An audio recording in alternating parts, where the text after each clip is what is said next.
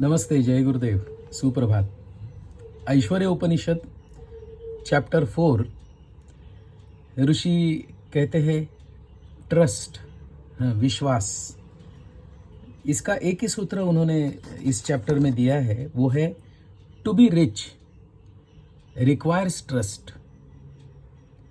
अमीर बनने के लिए, ऐश्वर्य संपन्न बनने के लिए क्या ज़रूरी है? तो विश्वास का भाव ज़रूरी है, नॉट वर्क और मैनिपुलेशन। हाँ, बहुत काम करना या मैनिपुलेट करना, कैसे भी यश प्राप्त हो, ऐश्वर्य प्राप्त हो, इसके लिए कुछ अलग बातें करना, ये रास्ता नहीं है अमीर बनने का। तो ये क्या है, इसका मतलब है?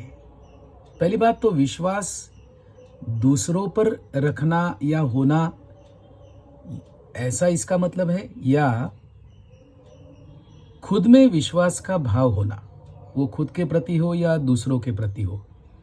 सो ट्रस्ट क्या है? ट्रस्ट क्या ज़रूरी है कि दूसरों के प्रति हो?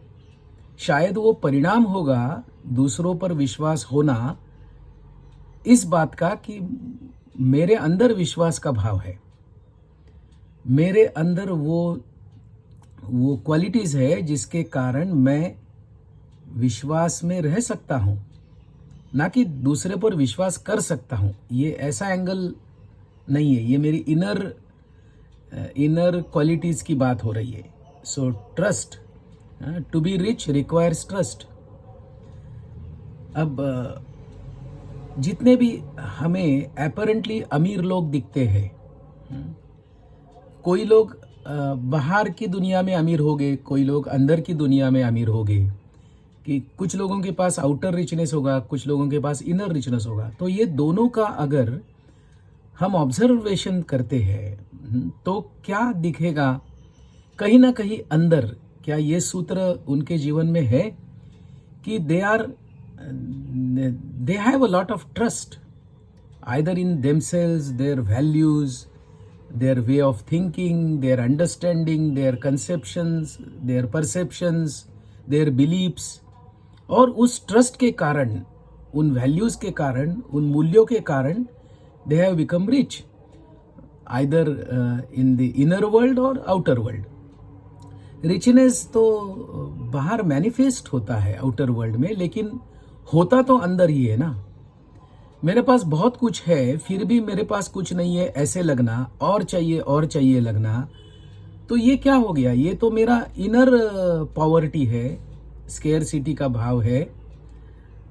और फिर ट्रस्ट क्या कर सकता है? विश्वास का भाव क्या कर सकता है? तो विश्वास है क्या बेसिकली? What is trust? तो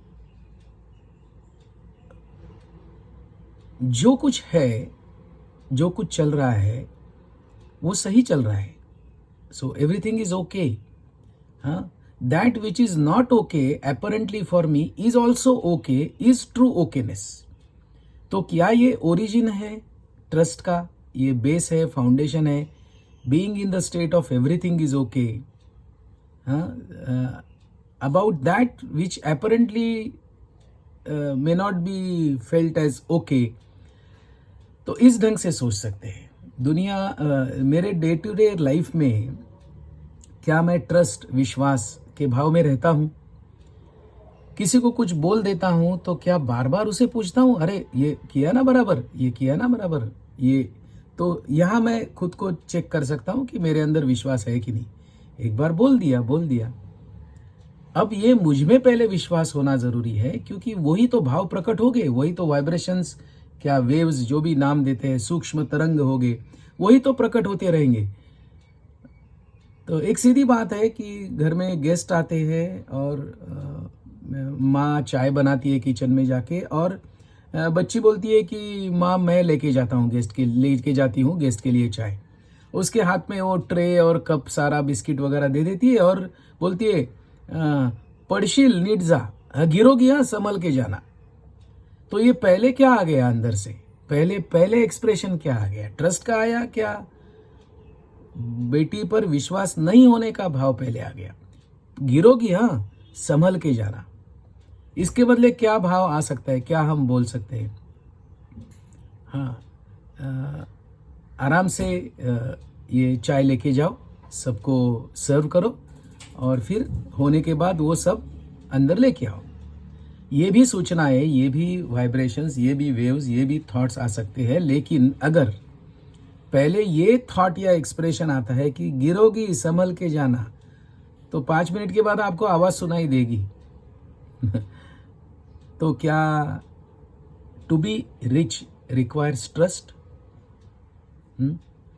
क्या होगा अगर मैं ट्रस्ट के भाव से जीता हूँ? मेरे ऑफिस में हो, मेरे फैमिली में हो, किसी इंस्टीट्यूशन में मैं कोई सोशल भी वर्क करता हूँ, एनजीओ का पार्ट हूँ, किसी ट्रस्ट का पार्ट हूँ, और मैं अपने अंदर विश्वास, ये भाव बहुत दृढ़ रख पाता हूँ, तो मेरे इर्द गिर्द लोगों के साथ मेरे रिलेशन कैसे होंगे? लोग मुझसे जुड़ेंगे या कम हो जाएंगे अगर मैं विश्वास में जीता हूं? न कि उन पर विश्वास दिखाता हूं या जताता हूं, मैं विश्वास के भाव में जीता हूं। ट्राई करके देख सकते हैं हम, ट्राई करके देख सकते हैं। हाँ, अभी इंटेलेक्ट में से एक सवाल आ सकता है कि अरे ऐसे कैसे ब्लाइंडली फेथ रखे, ब्लाइंडली विश्वास रखे? तो ये किसी पर विश्वास रखने की बात नहीं हो रही है, ये बात हो रही है विश्वास के भाव में जीने की।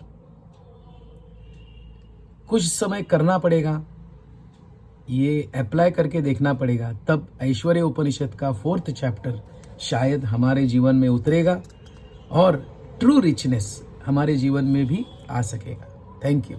जय गुरुदेव।